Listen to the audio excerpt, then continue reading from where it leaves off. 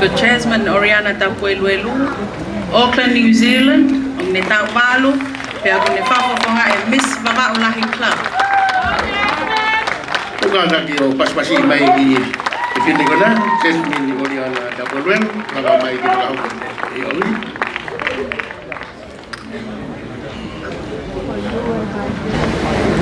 Miss Vavaulahi Nightclub, Jasmine Oriana Tapueluelu.